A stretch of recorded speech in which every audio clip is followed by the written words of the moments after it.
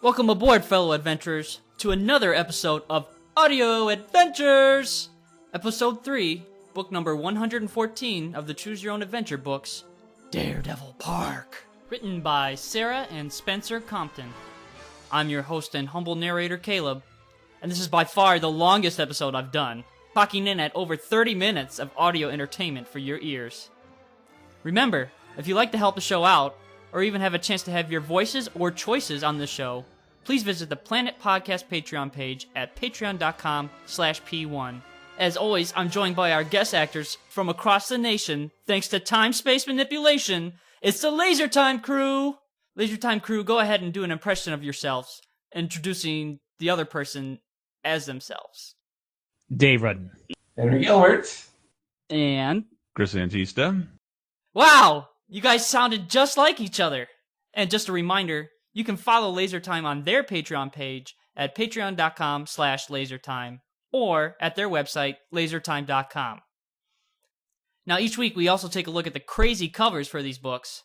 Here's their reaction to Daredevil Park's cover. so you guys should be seeing the cover of the first book we're doing. Okay. There we go. Yeah? Daredevil Park. Yeah, Daredevil Park. All right, look at that. Oh, crap. We should have noticed that break in the roller coaster. This is PowerPoint. I love My it. brother read it to me, and it's really good. I believe it. Look at that cover. I mean, it's by Sarah and Spencer Compton. Is that a Double Dare shirt? I'm Daredevil Park shirt. And then Oh, Daredevil Park. Welcome to Daredevil Park. Exactly. So I'll have all your lines ready for you, and the first character. Okay, well, without wasting any more time, we're going to get right down to it. No warm-up impersonations this week. Ladies and gentlemen, I present to you, Daredevil Park. It's the third day you've been in bed with the flu, and you're getting pretty sick of just lying around watching television. You wish you could turn off the endless series of commercials unreeling before your eyes, but the remote is buried somewhere in the blankets at the foot of your bed, and you're too weak to get up. You roll over and close your eyes, wishing you could also close your ears and block out the annoying sound. You're about to drift off to sleep when the pounding rhythms of music unlike any you've ever heard catch your attention. The music sounds sinister, exciting, and scary all at the same time. You look back at the television just in time to see a series of images flash across the screen. A roller coaster zooms out of nowhere, a kayak plunges over a waterfall, a lion charges, a ghoulish face stares out the window of a spooky house.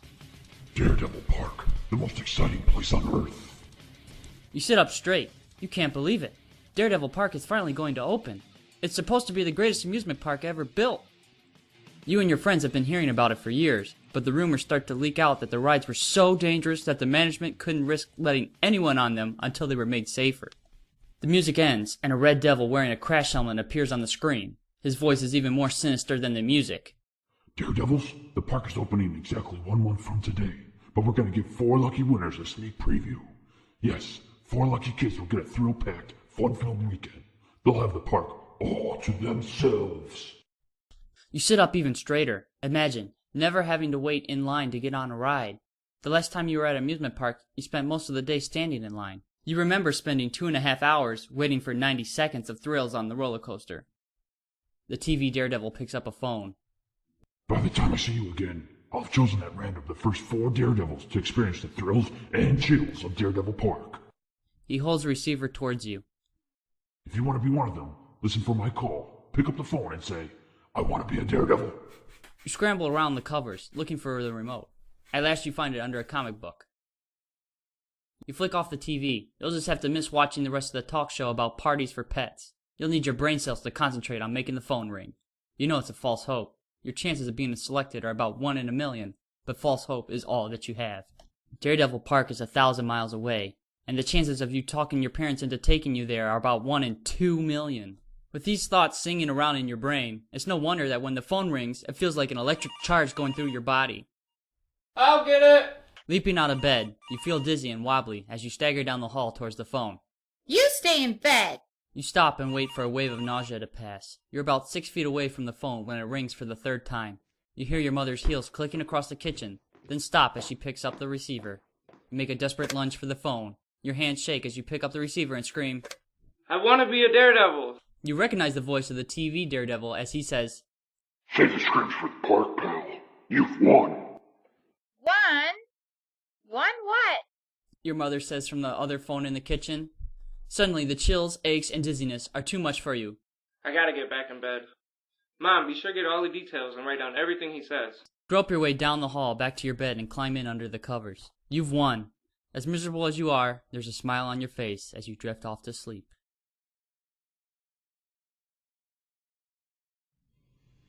Exactly 1 month later, you catch your first glimpse of Daredevil Park as a private jet you're on comes in for a landing. Swooping down through the clouds that have been obscuring your view, you register the sight of lots of water and the twists and spirals of a huge roller coaster. That's our roller coaster, says the young man beside you unnecessarily. His name is Walter, and he's from Daredevil Park's Public Relations Department, your official guide. You'd kind of hoped to make the trip without any grown-ups along, but putting up with Walter is better than having your parents around. It's called the Black Hole, and it's the largest roller coaster in the world. The poor guy is doing everything he can to make you like him. You just wish he didn't talk like a sales brochure all the time. You nod politely and the small aircraft skids to a stop. Well, here we are, Walter says as if you couldn't tell that for yourself. You unbuckle your seatbelt and climb onto the tarmac. 50 feet away you see a limousine waiting for you. It'll be your second limousine ride of the day. A bunch of reporters are standing in a huddle nearby. As you near the limousine, several of them point their cameras at you and start flashing away. They'll want to get some shots of you, Walter says as the flashbulbs continue to pop. You pose with several men in suits. Big shots from the Daredevil Park organization, you suppose. Then head off with Walter for the Daredevil Park Hotel.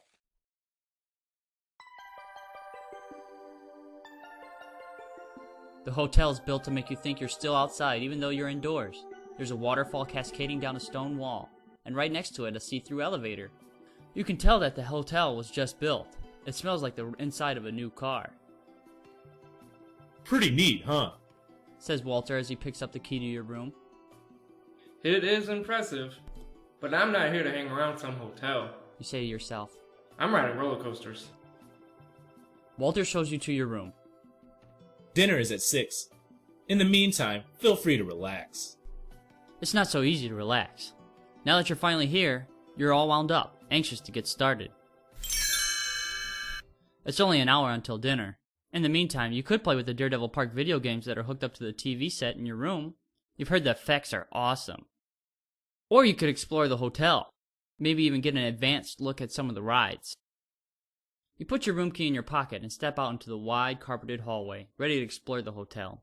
As you head towards the elevator, you see a kid about your age emerge from the room next to yours.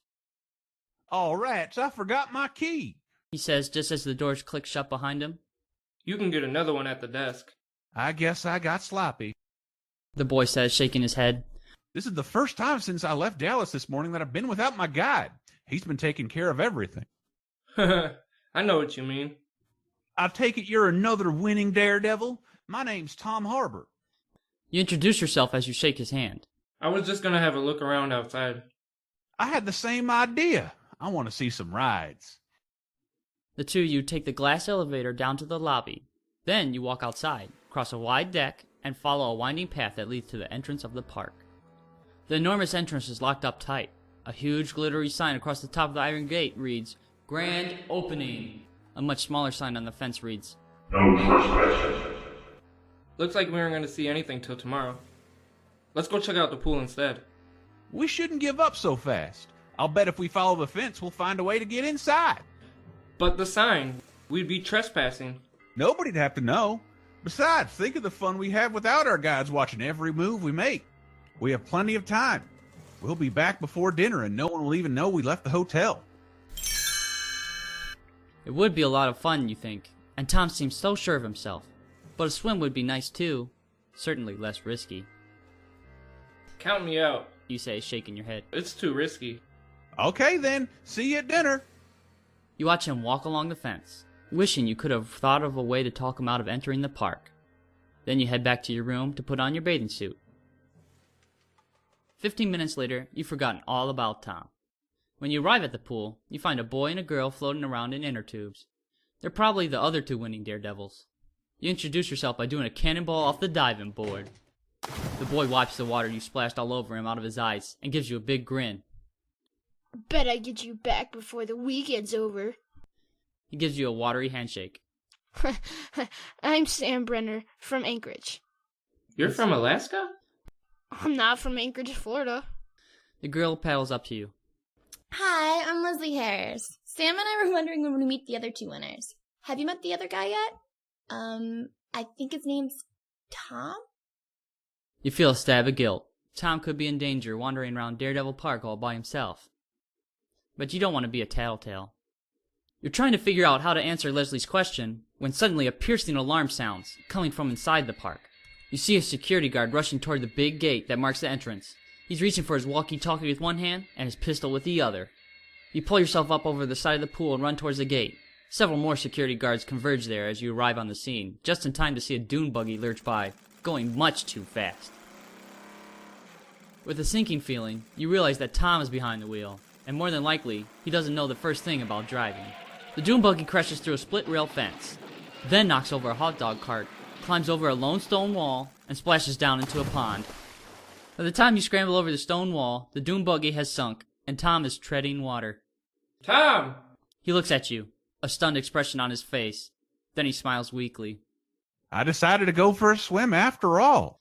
You jump in the water after him. With a couple of strokes, you reach his side. Are you alright?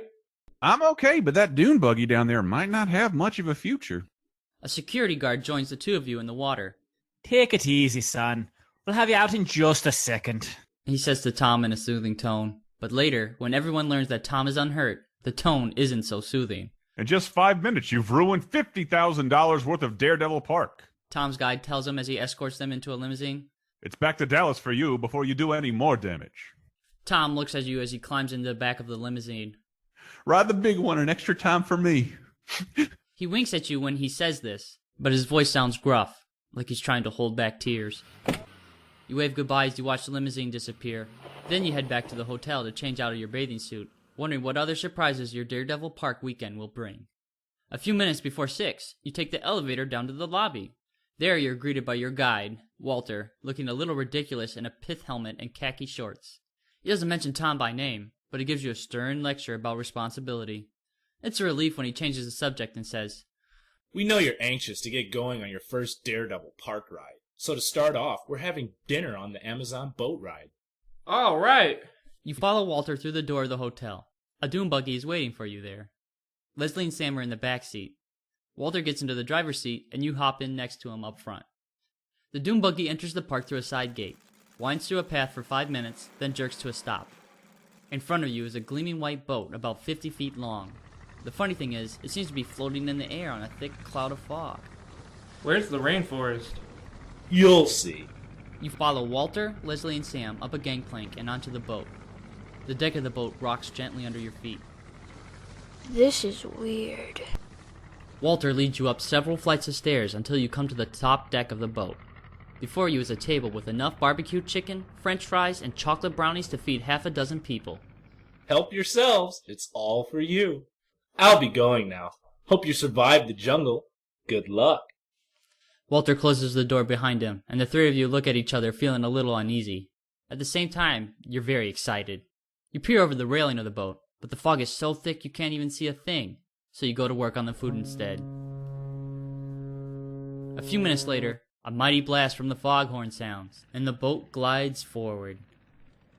15 minutes later, you've polished off your third piece of chicken and started on the brownies. The boat is moving faster now, but there's still nothing to look at. A thick shroud of fog makes it impossible to see even 10 feet in front of you. You're beginning to think you're on the most boring ride in the world, when suddenly the fog evaporates, and Leslie lets out a gasp.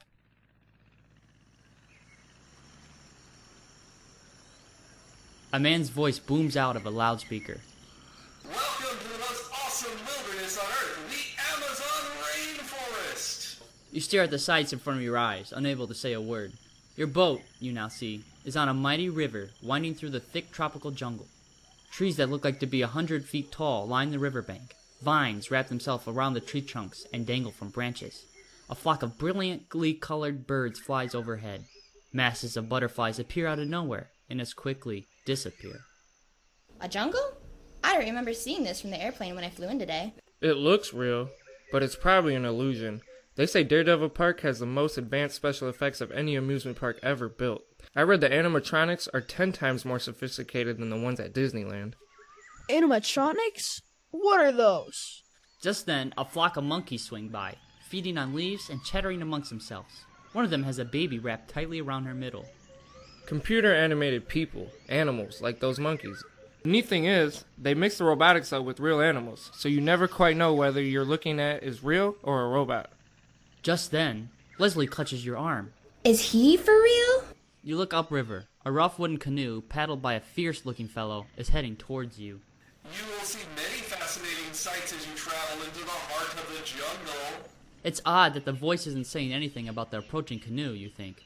The canoe is now close enough so that you can get a good look at its occupant, a young man who looks very much like the Amazon Indians you've seen in pictures. He's wearing very little clothing, but his face, arms, legs, and body are painted in orange and black slashes and swirls, and his straight black hair is crowned with a headdress made of brightly colored feathers. You and your friends lean over the rail and watch as the Indian latches his canoe to the side of the boat, scrambles on board, and then disappears into the cabin on the lower deck. But be warned, savage Indians may try to attack our... The voice stops abruptly, then the low chugging of the boat's motor stops too. You, Leslie, and Sam look at each other uneasily. Something's definitely wrong. Maybe we're supposed to think that. They always try to scare you on these rides. If that's the case, it's working.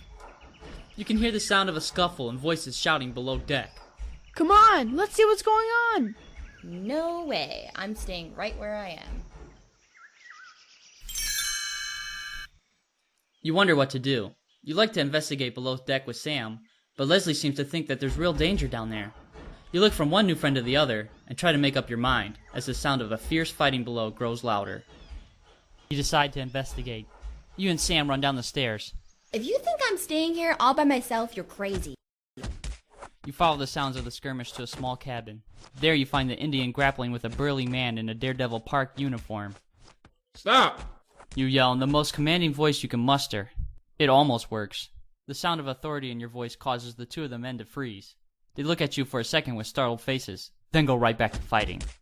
Sam grabs the Indian around the waist, and Leslie tackles him around the knees. You grab the Daredevil Park guy by the belt, but it's impossible to pry them apart. The three of you step back and watch helplessly, hoping that you're looking at a couple of actors playing out a scripted drama instead of a real struggle. But something about the Indian tells you that he's no actor. He has the fiercest face you've ever seen. Bones pierce his ears and nose, and all around his neck are necklaces of bone and teeth.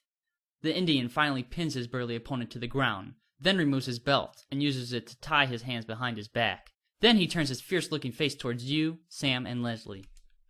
Don't interfere with what I'm doing, and you won't get hurt. Just what are you doing? My name is Cayano, and I am an Amazon Indian. I'm also a junior at the University of New Mexico. I intend to stop Daredevil Park from exploiting my people. What do you mean? Cayano looks around the cabin of the boat. This so-called Amazon adventure portrays us Indians as a bunch of wild men who go around attacking innocent people. Nothing could be further from the truth. You look around at the burly Daredevil Park employee, sitting slumped against the wall with his hands tied behind his back. Cayano glares at you. I don't want to fight him, but he pulled a knife. I had no choice. That voice from the loudspeaker did say we'd be attacked by savage Indians. And that certainly is not a true picture of life in the Amazon. I know, I just read a really neat book about it. You look at Leslie in amazement.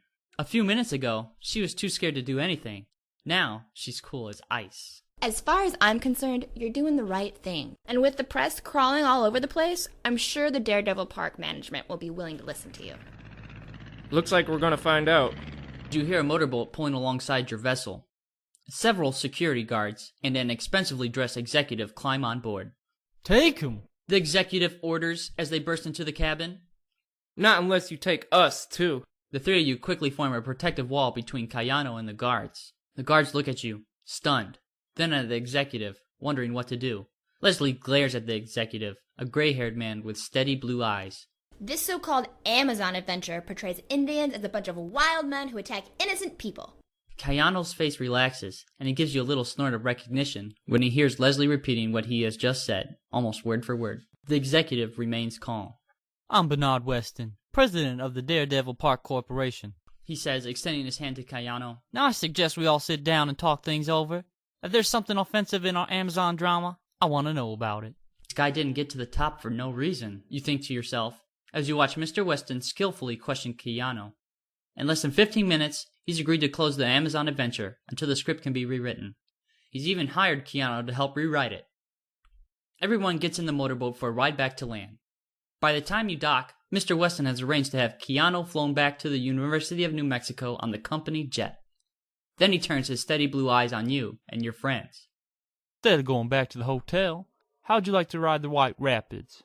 The White Rapids? Sounds good to me. You say, remembering the awesome sight of a kayak plunging over a waterfall in the Daredevil Park television commercial. Both Sam and Leslie have that scared, eager look on their faces that tells you they're more than willing to join you. 15 minutes later, you're peering nervously down the twists and turns of a whitewater river running through a rocky canyon. In front of you is a waterfall that plummets 50 feet into a whirlpool. From there, the waters continue into a mad descent down the canyon. You've been elected to go first. Mr. Weston himself helps you adjust your safety helmet. It's equipped with a CB radio. To help you through the course, Vince here will be talking you down. He nods towards a technician wearing earphones. You give the strap on your helmet a final tug, then look over your shoulder to where Sam and Leslie are seated, ready to follow behind you. You're already strapped into the Daredevil Park version of a kayak, a small craft just big enough for one person. You grip the paddle tightly, ready to roll like crazy to keep yourself from being hurled against the huge boulders and the rocky face of the canyon, even though you know that this is an amusement park ride, and the paddle won't do you any good. Good luck. You're the first kids to ever experience Whitewater Rapids, and you won't be the last. Our research shows it's destined to be one of Daredevil Park's most popular rides. You feel your heart pounding. You take a deep breath and brace yourself as the prow of your craft stops, balanced over the edge of the waterfall. Then, with stunning speed, you drop. You hear the roar of water all around you as you feel your kayak plummet. Then a sudden jolt as it splashes down into the whirlpool below. You feel the kayak start to whirl around and around. With alarm, you realize that you and your boat seem to be spiraling in ever tighter circles, heading for the powerful vortex at the center of the pool. You're going to be sucked under! Ah! Paddle! Says a frantic voice. It's Vince, talking to you through your CB helmet. You paddle with all your might. Slowly you feel the boat making progress. It really feels like your furious paddling is making a difference, but whether it is or not, you soon feel the boat break out of the whirlpool. You sigh, gathering your wits as the kayak moves downstream through a glassy section of water. Suddenly, you hear a rumble from overhead. The blood drains from your face as you watch a giant boulder plunging crazily down the canyon, bouncing off the rock walls. Look out! There's nothing you can do but watch helplessly as a huge boulder careens towards you. Your boat is moving at the maddeningly slow rate on this flat stretch of water. You paddle like a maniac trying to get out of the way. You've never been so scared in your life. Nothing can prepare you for the enormous splash as the boulder plunges into the water, not 3 feet from your kayak. The sound is deafening. The boat rocks crazily, and the water pours over you, but at least you weren't crushed to death. Only then do you remember that you're in an amusement park. There's no way you could have been hurt. At least that's what you hope.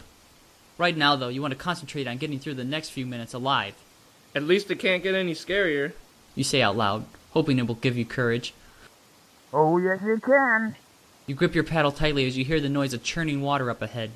Then you gasp as you round a bend in the stream and see the rock-strewn rapids dropping off before you. The granite walls of the canyon are so narrow here, and the drop-off so steep, that the river is transformed into a raging white water that gives this ride its name. You feel a jolt as your kayak bounces off a huge rock, then a series of smaller jolts as it plunges down the white water. As your craft twists and turns every which way, thrashing its way through the water, you try to keep up with Vince's commands. You use your paddle like a spear, pushing your kayak away from the sheer rock walls on either side of you, until a really vicious little whirlpool snatches it from your hands. All you can do now is cling to the sides of your kayak and hope for the best. The kayak races on and on, following the twists and turns of the water. Your boat skips crazily, rounding bend after bend. You gasp as you realize that you're heading straight for a wall of rock. You yell just before you crash into the wall.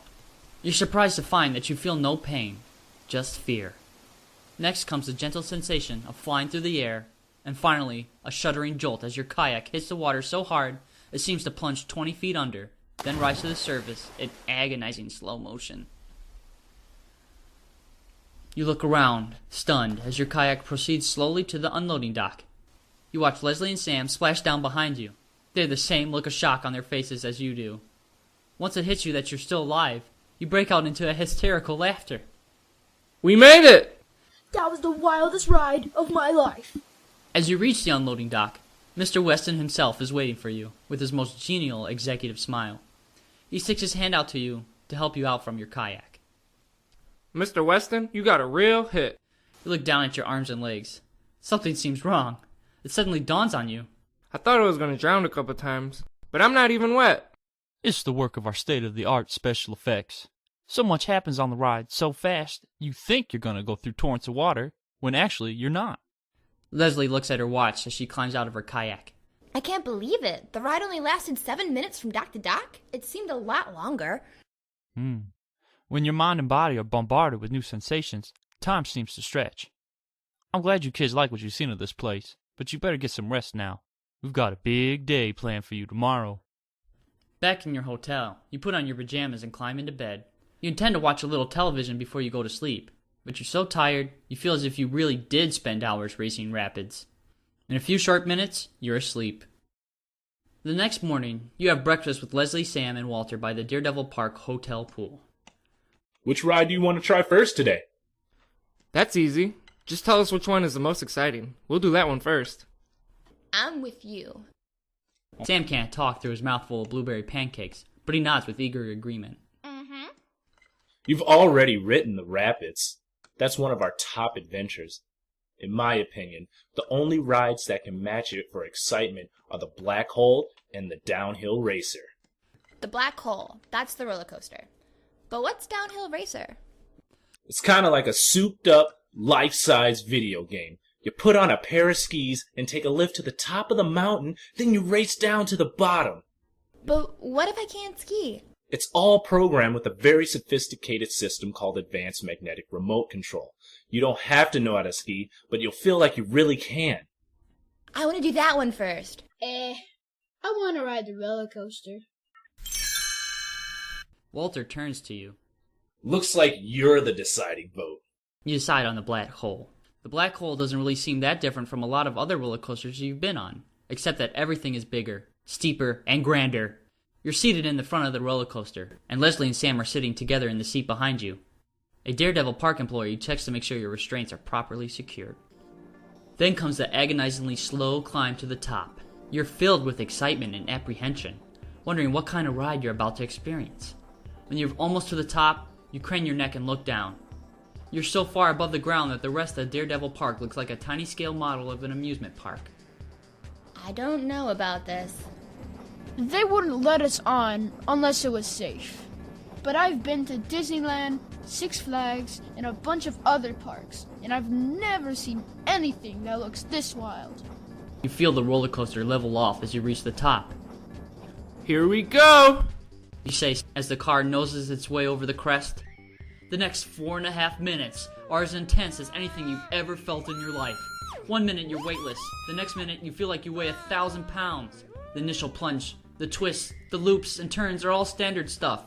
But because of its immense size, the Black Hole delivers about 4 times as much excitement as any ride you've ever been on. As you reach the loading block, you look over your shoulder at Sam and Leslie. They're both white-faced. Awesome.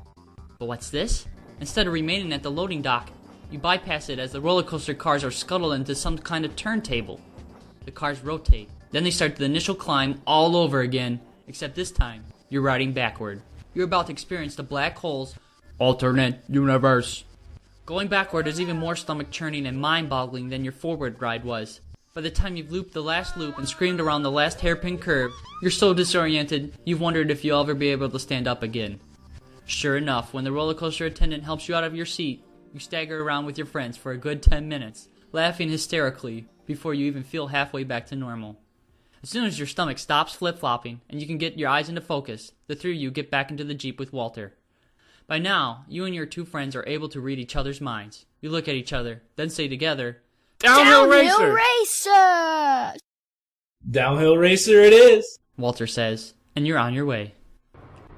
You're relaxing in the back seat of Walter's Jeep, enjoying the passing scene, when he suddenly swerves off the road, avoiding a collision with a truck. Someone ought to teach that guy how to drive. Walter's face has turned white. Uh-oh. This could be trouble. Quickly, he changes course, driving the Jeep down another dirt path, away from your destination. He grabs the cellular phone in the Jeep. This is Walter. I just spotted one of the Bach brothers heading south on Daredevil Drive. He just passed me outside the Nervous Elephant, doing about 60. You recognize the name of the restaurant you just passed. Walter looks grim as he hangs up the phone. That was one of the Bach brothers. Who are the Bach brothers? They're the geniuses who invented Daredevil Park. Twins. Engineers with the fantastic inventive knack for creating special effects. So outside of being a terrible driver, what's wrong with the guy? Perhaps nothing. You see, they're both terrible drivers, but only one of them is a terrible person. Since they're identical twins, I'm not sure which twin nearly ran us off the road. What makes him so terrible? I'm not sure exactly. A couple of months ago, he started acting funny. Until then, everything has been fine. The Bachs, Irving, and Stanley did everything together. Then Irvin started claiming that every ride in each special effect was his invention. He started going too far, insisting on building rides that weren't really safe. Things got out of hand and he had to be fired. Now he's bent on revenge. I guess his brother was pretty upset. Stanley stuck by his brother, but he finally admitted that Irving was no longer himself. We tried to arrange for Stanley to stay, but since the Bach twins look and sound exactly alike, it was too easy for Irving to impersonate his brother and get inside the park. What's more, as one of the designers of Daredevil Park, he knows all the secret tunnels and entranceways to this place. He even built our security system, needless to say, so he knows how to get around that too. What a mess. Hopefully, they're going to pick him up by... But Walter never gets to finish his sentence. The blue pickup truck is bearing down on all of you from behind, and the Bach brother behind the wheel is honking his horn, screaming and shaking his fist. I think he wants to pass us. The pickup is only inches from the back of the Jeep when Walter, scared and confused, slams on his brakes. The truck plows into the Jeep, causing it to spin around 3 times, then lands on its side in the ditch next to the road. Fortunately, everyone was wearing a seatbelt. Otherwise, you'd all have been killed. Except for a few cuts and bruises, everyone is okay. Walter seems a little dazed, and together you ease him out of the Jeep and help him lie down on the grass. The car phone isn't working, Sam says after giving it a try. Walter has a bad cut over his eye. Let's see if we can find him a first aid kit. You're still shaken as you look over at the crumpled pickup truck a dozen feet away. The driver, a frail-looking man with shaggy gray hair, climbs out of the window. For the moment, you forget that you might be dealing with a dangerous nut. Are you alright? The Bach brother ignores you and your questions, and instead peers over to where Leslie and Sam are applying a compress to Walter's wound. Might have known it'd be Walter behind the wheel. Why did they ever let you kids in a vehicle driven by him is beyond me. The way he just pokes along, he's dangerous. The Bach brother reaches up and forces open the damaged door on the passenger side of his truck, then gestures for you to get in. Well, come on, I need some help if I'm going to get this place ready in time for opening day. You're so flabbergasted by this guy's behavior, you just stand there staring at him. To your horror, he reaches into his belt and pulls out a gun. If you're not going to come voluntarily, perhaps this will persuade you. You have no choice but to get into the truck. The engine is still running, you notice. Bach climbs into the driver's seat, puts the truck in gear, and slams his foot down on the accelerator. As you roar past your friends, they look up with shocked expressions, surprised to see the pickup careening down the road with you inside. All you can do now is manage to stay in your seat as the Bach brothers swerves off the road, taking off across a bumpy field. No ride at Daredevil Park could provide the kind of bone-rattling experience that you're getting right now. As you lurch across the other side of the field, the pickup turns onto a scarred path and into a wooded area. Here, the ruts are so deep that the driver is forced to slow down. You brace yourself against the dashboard to keep from being thrown against the ceiling of the cab. Your kidnapper is concentrating so hard on his driving, he seems to have forgotten all about you. Now that he's slowed down, you could try to jump out and escape through the woods. However, you could get hurt pretty badly leaping from the moving truck. And since you're riding through the thick woods, there's always the danger you'll jump straight into a tree. Whatever your decision, you'll have to make it fast. As bad as things look now, I'm safer here than I would be if I tried to jump, you decide. After a mile or so of jolting along the dirt path, you eventually come to the end of the forest. Bach stops the pickup truck where the pavement begins and looks around cautiously, like a wary animal about to run out from under cover. Won't be long now before we're there. Bach seems calmer now, so you figure it's okay to risk a little conversation. Just where is it that we're going, Mr. Bach? Your innocent question puts him back into a rage. It's Dr. Bach. Do you think Daredevil Park could be the creation of an ordinary person? I hold advanced degrees in engineering, chemistry, and physics. I didn't mean any disrespect, Dr. Bach. The doctor's eyes seem riveted to your face. Everything I've achieved here is grounded in solid scientific theory. But why waste time trying to explain things to a kid? Even my own brother thinks my inventions are dangerously flawed. He looks around again, making sure the coast is clear, then quickly starts down the road. Kittyland. Pardon me? You wanted to know where we're going? To the last place they'll look for me. The one place I had nothing to do with. Kittyland. Minutes later, you've entered Kittyland, a part of the park where everything is scaled down in size and excitement. Dr. Bach skirts around the edge of the ride that features a little pink elephant and pulls into a garage. Don't try any funny stuff, Dr. Bach says menacingly as he pats the gun in his belt.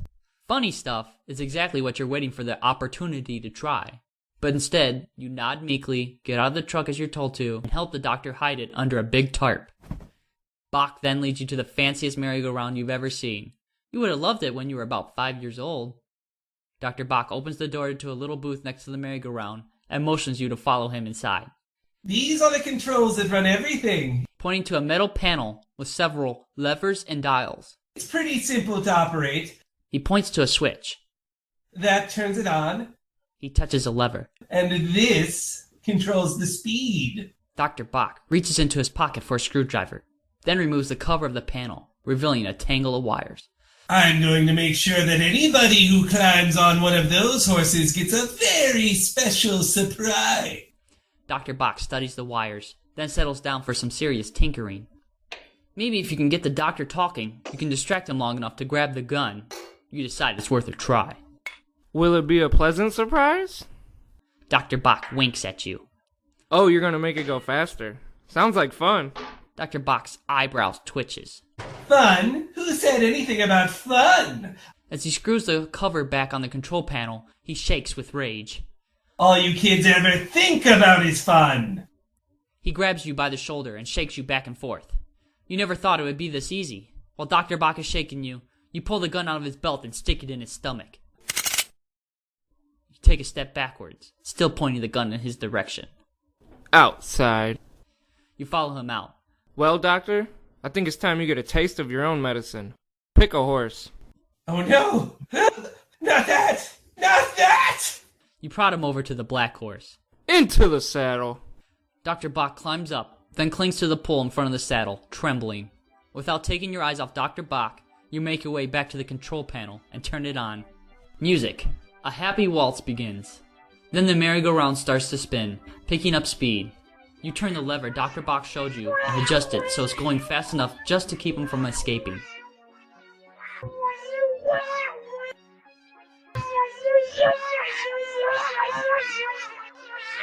You don't have long to wait before almost a dozen cop cars pull up. A young police officer dashes over to where you're standing. He's all yours, officer, you say, gesturing to the whirling merry-go-round.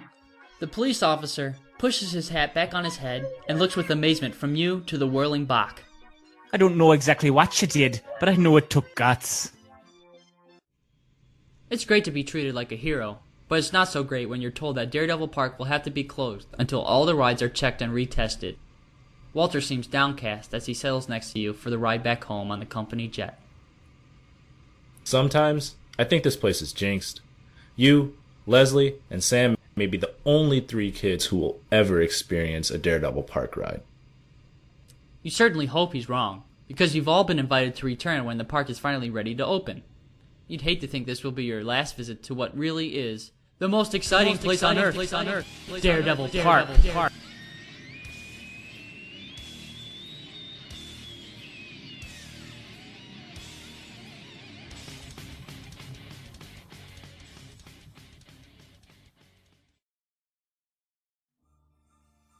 Wow, I'll definitely have to schedule a follow-up visit to Daredevil Park after that trip.